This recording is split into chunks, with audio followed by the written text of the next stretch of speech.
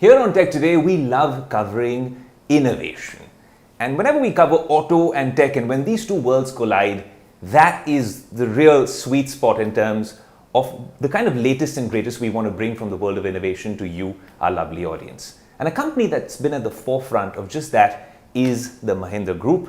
And we have a very special guest, Veejay Nakra from Mahindra Auto. What a pleasure to have you on Tech Today, sir. Thank you, Ayush. Lovely to be on your show. Lovely to be here at Mahindra HQ here in Kandivali. What a massive campus.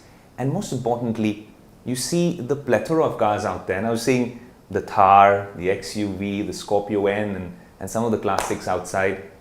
And it's really been an incredible journey, a journey of transformation, and most importantly, technology being at the forefront of this disruption over the past few years. Veejay, how much of a focus has tech been at the center of the revolution here at the Mahindra Group, especially in the automotive division? You know, to answer that question, I'm going to have to dial back 20 odd years. Because if you look at the journey of the way Mahindra SUVs have disrupted the industry and the category, it goes all the way back to the era of when we launched Bolero and Scorpio. And let me talk a little bit about that journey up to where we are today. But the philosophy has always remained the same, which is how do we bring technology, innovation, design, aspiration to the customers in the SUV category. You know, the SUV category per se did not exist. It used to be the utility vehicle segment. Then came the Bolero, then came the Scorpio, then came the XUV 500. All these products disrupted technology in the segment. Scorpio was the first one to bring CRDI technology in terms of the powertrains into the SUV category. If I dial back to the days of XUV 500 in 2011, it was the first product in the category to have launched a 6-inch touchscreen, which didn't exist in that segment at that point in time. And as we launched products over a period of time, we ensured that we stayed relevant in terms of the kind of technology that we brought in.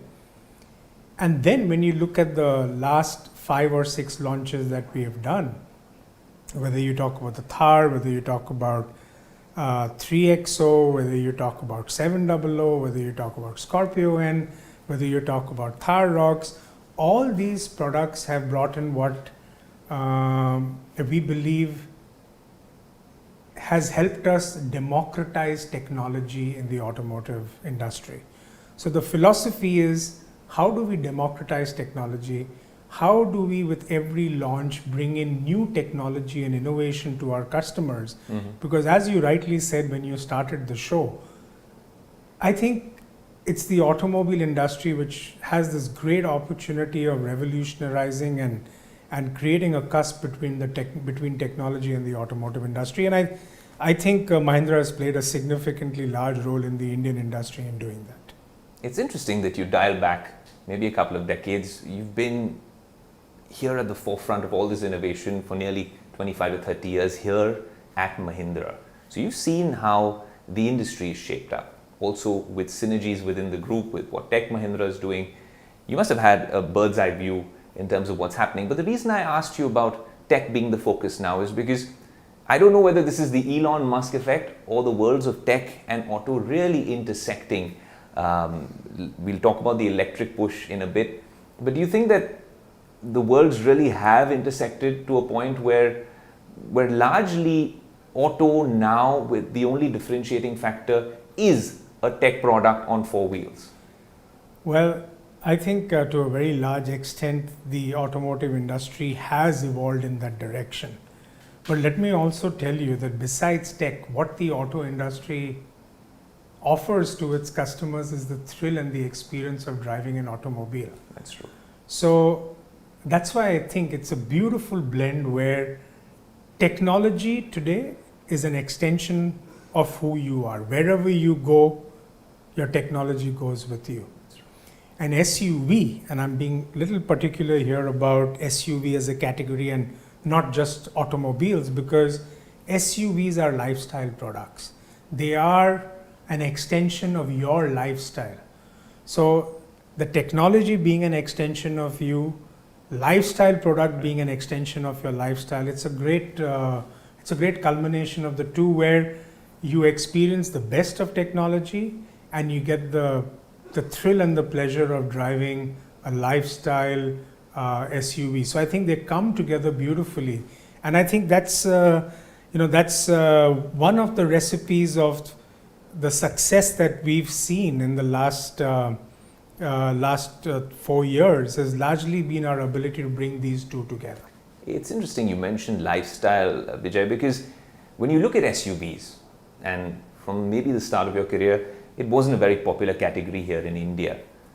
Can we attribute this perhaps to pop culture and that aspirational value? We've seen how SUVs and pickup trucks are a big deal in the US. Has Hollywood played a role, or is it Gen Z really aspiring to have an SUV? Because SUVs are dominating the market, they are capturing our imagination. What do you really attribute that SUV push to? Why is everyone so fascinated with SUVs in India all of a sudden? Yeah, interestingly, if you looked at August data, SUV as a percentage of passenger vehicles in India is now 67%.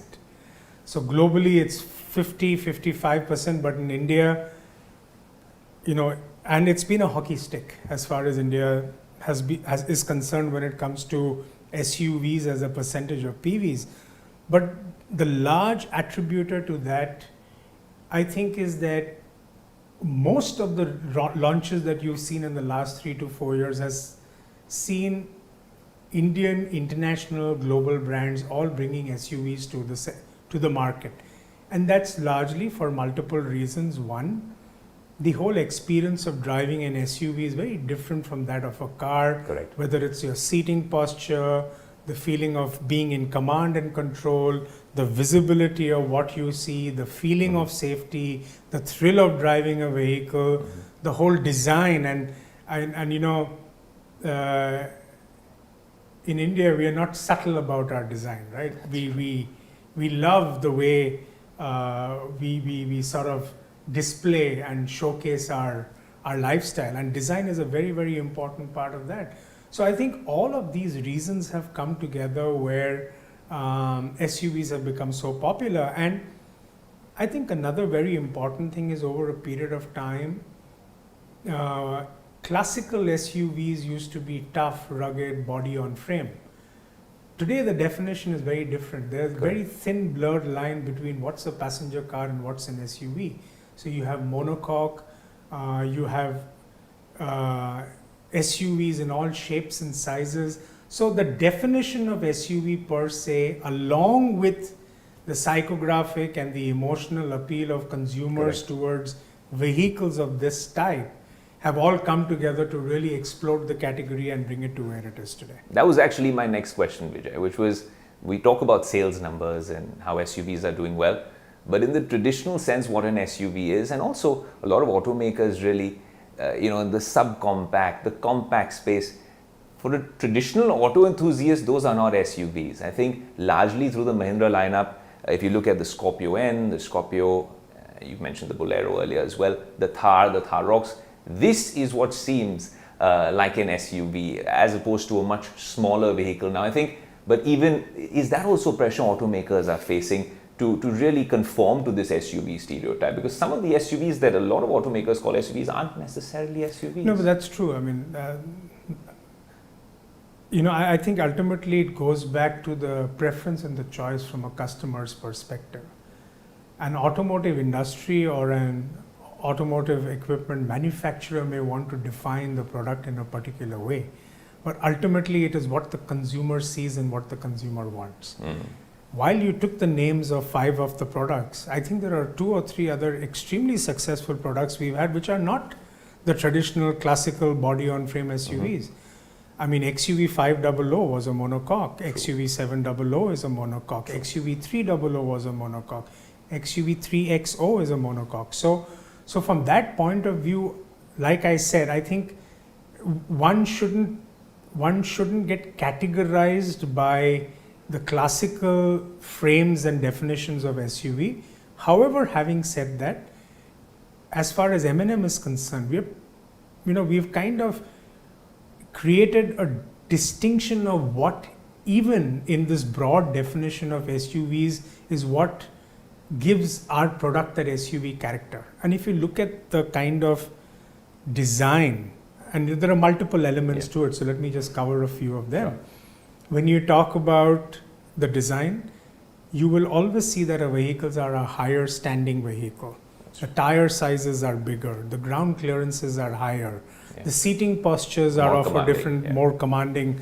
The powertrain that we offer are global best today, which are our own indigenously developed powertrains of both diesel and gasoline. So the kind of torque, the turbocharged power, the thrill of driving, the refinement of the handling and the noise, vibration and harshness, I think we've brought in all these characteristics together to create a portfolio of products which are distinct from what other competitors believe that they offer as SUVs. So staying true to the category, but at the same time creating what is distinct and is something that is appealable to a much larger audience base.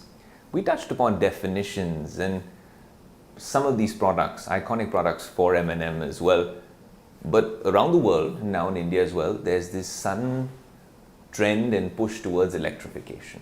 And I think it's fascinating to see how that sector is shaping up. There was a big song and dance about it, certain policy announcements, then we saw the change with FAME subsidies. And globally also, we've seen EV sales sort of slow down in terms of what they had picked up and the traction they had gained. Do you think that India really is an outlier in terms of a market, because people are still buying EVs here, but penetration is low? Do you see this as a sector which is genuinely going to grow in the next few years, Veejay? Yeah, so I think your statement in the second part of your question is partly the answer, that when you talk about the global EV industry, they are at a certain level of penetration. They have received a certain level of support to get them to the level where they are. If you look at India, our EV journey started back in 2018, which is where the Honorable Prime Minister said that we want India to focus and become a nation of manufacturing EVs, make in India for the world. Then we saw the FAME policy come in, then we saw the PLI come in 2021. So it's only been 5 years, number one. Number two, if you look at the Indian automobile EV market today, the kind of offerings that are available to the customers are largely ICE products converted to electric. The true benefit of born electric vehicles, India is yet to see. And Mahindra is going to be one of the first in the market to bring out a range of electric origin SUVs in the country. And I think once the customer today has to pay a 20-25% delta over the same ICE product only for an electric powertrain and for a few features. But I think with born electric vehicles coming, or electric origin vehicles coming in, we are only in 5 years of the EV journey in the country. I think we need a little bit of support to continue as far as the policy framework is concerned, while all the automotive manufacturers are doing everything to bring the right products to the market, which will take care of many of the category concerns, whether it is range anxiety, which to a very large extent is one of the key concerns, fast charging, the kind of technology offerings on the EV range of product, the safety and security from a chemistry and the electronics that the products will offer. So I think a lot of that will be addressed by the automobile industry, and policy support from the government, especially after everything that they've done, and now the recent policy which announces 2,000 crores of support towards public charging infrastructure. Yeah. I think once that plays out, once we see a lot of new technology products coming into the category, I think we are just about at that cusp for the EV industry to take off in the country. It's interesting you mentioned that there is some level of onus on, auto manufacturers as well and OEMs, because in my head, apart from a bunch of product things that you mentioned, like fast charging, addressing range anxiety, better battery management, thermal management and optimization, another thing which I find interesting is there are some luxury automakers now who are talking about addressing concerns about pricing and resale value, assured buybacks. Is this something that, perhaps even at the Mahindra Group and across the ecosystem, we will see a lot more now as well? So, firstly, it's great the kind of innovation that's coming into the category, because any category to explode needs 2 or 3 key ingredients. It needs great products, it needs innovation, it needs the right pricing. Mm-hmm. So I think a lot of this is now coming in place, as we've seen with some of the recent launches of a lot of the OEMs. So it's really welcome to see that happen. As far as things like resale value, etc., in my mind, I think the resale value is a byproduct of how the category is. So if the category takes off and there is good demand, resale value will anyway get addressed. Right. And like I said, I think given that we are at that cusp, we are seeing innovation in terms of not just product but services as an offering. Mm-hmm. So I think all of this will come together, and as the penetration in the EV segment increases from low single digit to double digits over the next 5 to 7 years, it will address a lot of the anxiety around charging, resale value, and battery. There's also a bunch of companies that are talking about battery as a service. Is that something that is a passing trend, maybe a fad, or something that can genuinely, according to you, lure buyers, make it a lot more affordable, the whole proposition of buying I think an EV? it's early days, but I think it's early days to address that, because there are some customers who look for an end-to-end solution. Yeah. But I also think what's going to be important is how financially one is able to structure the product for the customer. I think we've seen some of the competition bring a BAS as an offering for the customers, but from what we understand in the category in the market, the Indian consumer, while it's the power of choice, first thing is it's great to see the power of choice being offered to the customer, but the Indian consumer, unlike some of the other global markets, is very sensitive towards asset ownership. And subscription, for example, was something in the automobile industry where all of us tried this 4-5 years ago, and we made vehicles available on a 3-month subscription basis, but it didn't really take off. There was some penetration, but that again was in single digit percentage. And that's largely because the psyche of the Indian consumer is they are more secure when they own their assets, be it their house or be it the second largest asset that they buy, which is automobiles. We're going to move to a very fun segment of this conversation, Veejay, which is a crowd favorite, social media sensation, and a big favorite of our viewers on Tech Today, the Mahindra Thar, and now in its new avatar, the Mahindra Thar Roxx. Nomenclature aside, because that's also a big debate all over social media. Was.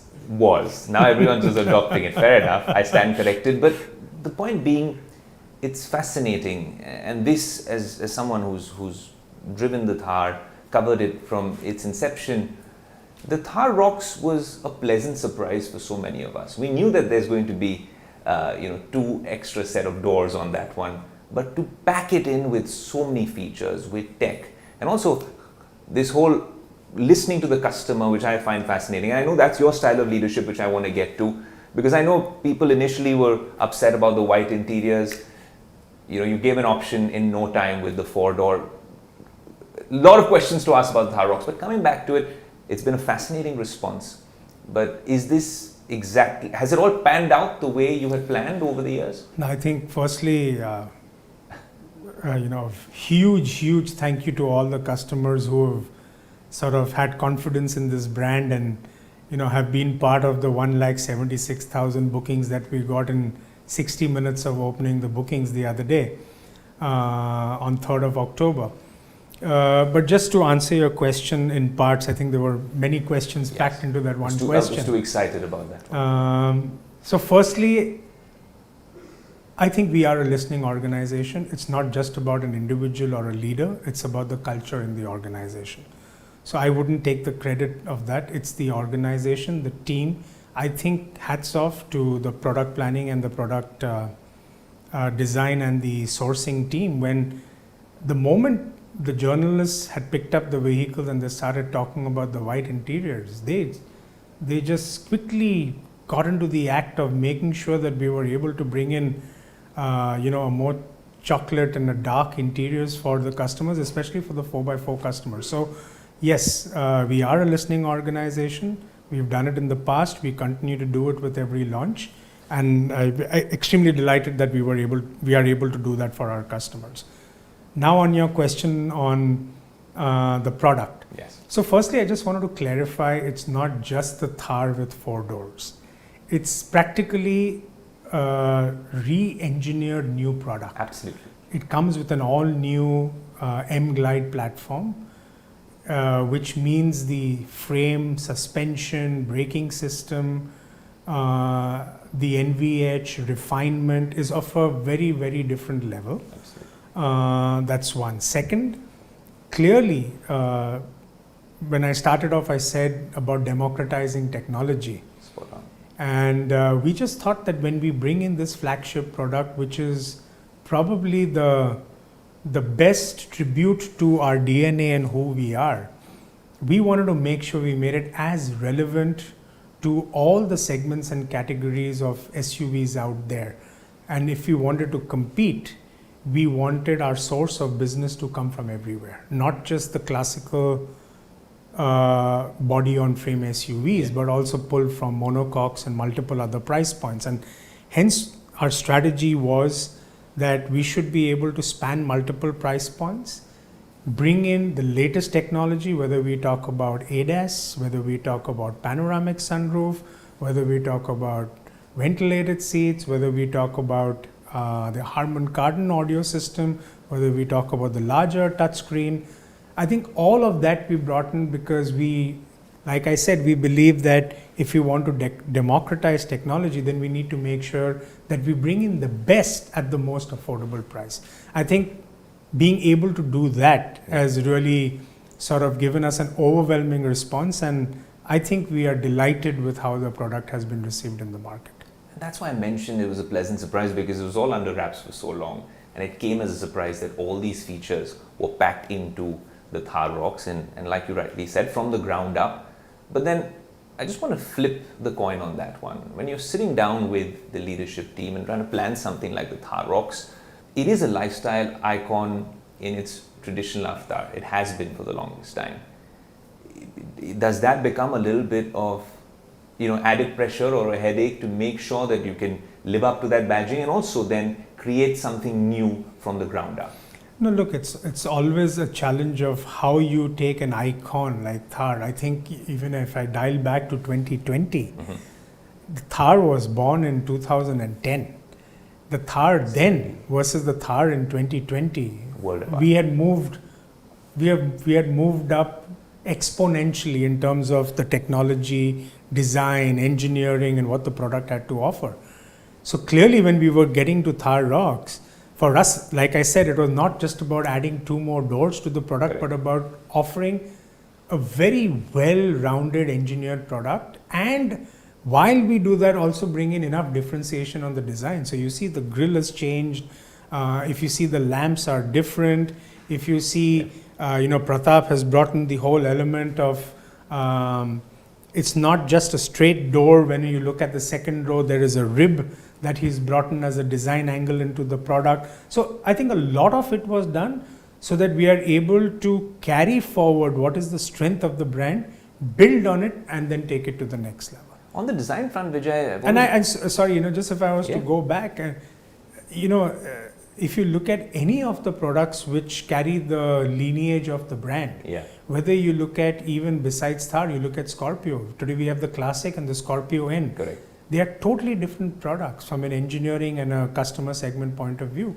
And a very similar thing, we had XUV 500, and when we launched the XUV 700, it was a totally different product. Absolutely. So I think the understanding of what's the DNA of that brand, keeping what's core to the DNA, but being able to innovate, redesign, and transform the product to make it more relevant to a much larger segment and an audience is something we've been doing successfully over time with all the brands. You mentioned design. I've always been curious with some of the prowess for the Mahindra Group globally and acquisitions that have happened in the past.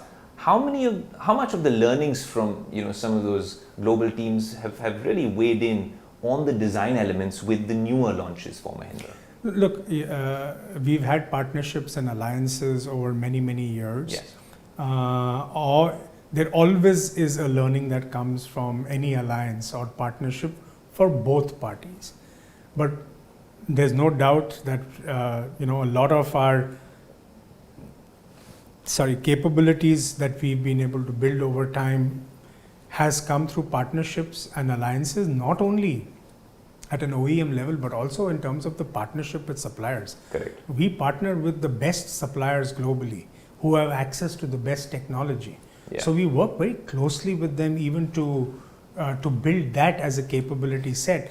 But there's one thing that I would definitely want to say, that now having our product development center down in Chennai at MRV, our software center in Coimbatore, our global quality scaled manufacturing facilities in different parts of India, including Jharkhand, where we have the biggest plant, the design center in UK, and an engineering center in the US. We have built our own capabilities in-house to be able to produce global standard products. And I think that gives us a lot of pride and joy that as an Indian brand, today we've come a long way to become an Indian multinational. And truly make in India, Chennai, Coimbatore, and Jharkhand, the three C's. Jharkhand, Nasik. So, the main three C's you mentioned, from there to create this global product. Because now there's waves that Mahindra has been making in markets like South Africa, Australia. Are there plans, Veejay, to really expand to several other global markets? And is that going to be an aggressive expansion that we see? No, we've spoken about it in the past that we want to be cautious as we go global. We have a phased-wise plan and approach to go global. Currently, the whole objective is how do we take our global quality standard products like the 700, 3XO, Scorpio, and to the global markets. And we've done that successfully in South Africa, Australia. Just last week, we've launched the 3XO in South Africa, and it's got an excellent response there. We're going to be launching 3XO in Australia. So we are currently in the phase that how do we take our current ICE portfolio of global products and take them to global markets. As a part of the next phase, we will look at, in South Africa 2 years ago, we showcased our global pickup. That's the product we intend to create for the global market. And then of course, we have our EV range, which we are all very excited and waiting to launch soon. And some of those products are also what we will take to international markets.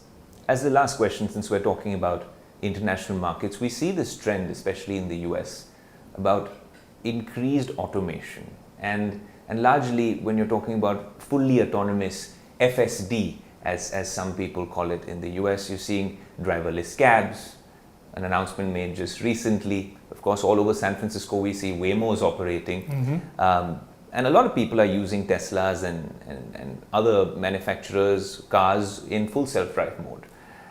We know out here in India that there's also this push where a lot of auto manufacturers are coming up with ADAS features. ADAS level 2, the XUV 700 has a fantastic set of features. When we talk about ADAS level 2, everything works seamlessly in that particular vehicle. How do you see it if we zoom out? We just look at the Indian market with our infrastructure currently.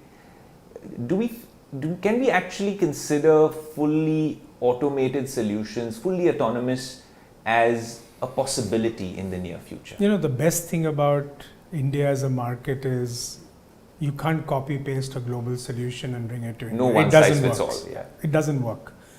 I think, and again, since you spoke about XUV 700 and even 3XO and Thar Roxx, the kind of ADAS that we've brought in our products, we've had many global experts who've come in, driven our products and said, how have you been able to tune your ADAS in such a manner for India as a market?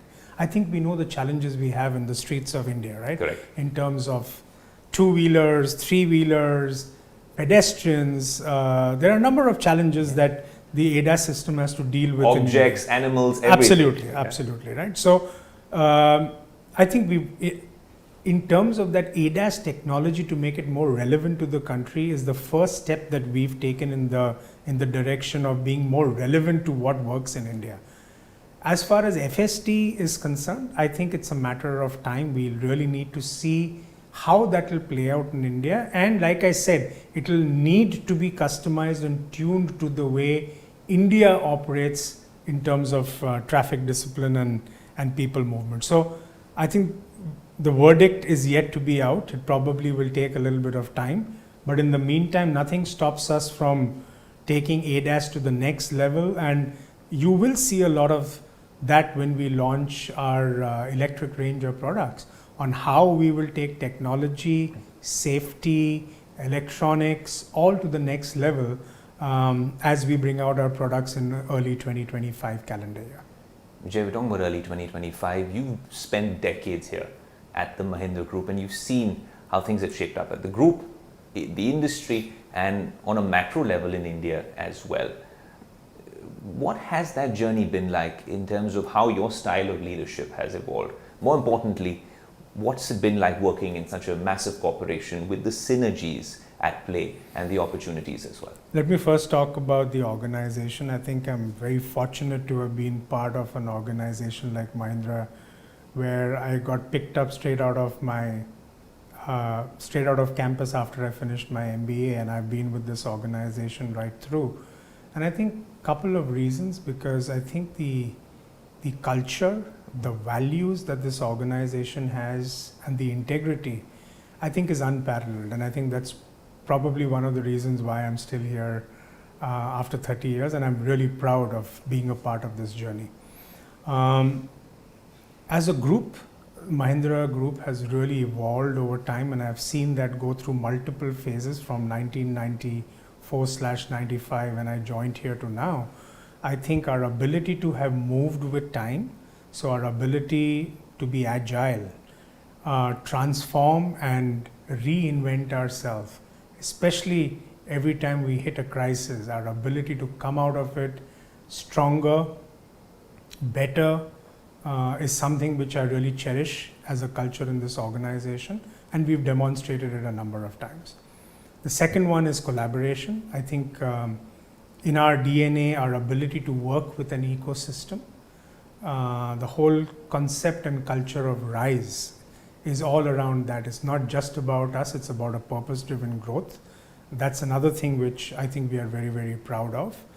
And the third one is to be able to make bold moves. And I think we've done that, whether you go back and look at an industry, and this is where I'm linking your point on how has the industry evolved. When I joined M&M, we were just about coming out of what used to be a license Raj in those days, when a manufacturer had to get a license to make a certain number of vehicles. And within 4 years after I joined, the finance minister had opened up the shores, and we had the globalization that happened, and we had the large multinationals globally coming into the Indian automobile industry. So our ability to collaborate, redefine, reinvent, transform ourselves, indigenously set up our own product development and manufacturing capabilities to launch world-class products, whether it was the Bolero, Scorpio, XUV, 500, and then of course all the recent products that we've done. So I think the industry has transformed. Today an automobile industry which was very small at one point in time. Today, the Indian automobile industry is the 4th largest globally. And there's one more important point that I would want to talk about when I talk about the industry. So that's how the industry's evolved, how we've evolved, and I think the proof of all of that is today we are number 1 in revenue market share in the SUV segment. We are number 2 by volume. Financially, in the for the investors and analysts, I think we've done a fantastic job in terms of the returns on that investment. But as I was talking about the industry from a more larger picture, 20 years ago when the Indian economy opened up, we did not have the opportunity to be a global scale industry. And in the ICE era, India lost out. Today, in terms of the EV opportunity that is playing out, India truly has an opportunity of Make in India for the world. And hence, I think it's very, very important that the next 5-7 years, Right. the ecosystem needs to play out together that allows India to become a very, very large player, manufacturer and exporter of EVs out of India, to become a truly global automotive industry. Thank you so much, Veejay. I think those are some fascinating insights from a very illustrious career, and some of those pearls of wisdom, and the exclusive nuggets that we got about some of our favorite products from Mahindra and Mahindra have been an absolute game changer. Thank you so much for chatting with us. Thank you so much for having me. To maybe do this next time with you when we're off-roading in the Thar with the dark interiors. Will be a pleasure. What a pleasure. Thank you so Thank much. You so much. Thank you. Cheers. Thank you.